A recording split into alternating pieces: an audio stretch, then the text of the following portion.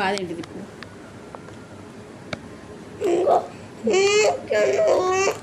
రాసుకుంటూ అంటున్నావు, స్కూల్కి పోతాను రాసేస్తున్నావు, రాసుడు అని రాపిస్తున్నావు. హోంవర్క్ రాసుడు అంటున్నా, హోంవర్క్ స్కూల్కి పంపిస్తానన్నా. మరి స్కూల్కి పోవా నువ్వు? స్కూల్కి పోతే రాయ్యా. ఎందుకు పోవు? అడుకో నేను ఊరికే రాసురా. మరి రాయకపోతే ఎవరు రాస్తారు? నువ్వే రాపియాలి. నేను రాపిస్తాను కదా, అదేంటిది నువ్వే రాసుకోవాలి కదా. నేను చెప్తున్నా నువ్వు రాసుకోమని, నీకు చెప్తున్నా నువ్వు రాసుకోవాలి.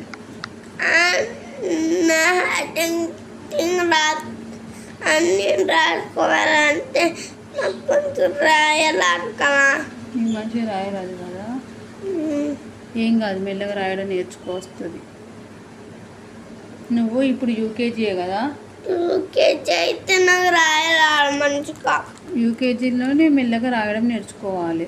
మళ్ళీ ఫస్ట్ క్లాస్కి సెకండ్ క్లాస్కి పోయినాక హోంవర్క్ అనేది పెద్దగా ఉంటుంది, బాగుంటుంది. అప్పుడు కష్టమవుతుంది నీకే. అందుకే ఇప్పుడు రాసుకో, ఏం కాదు. మేడం ఏమన్నా నిన్ను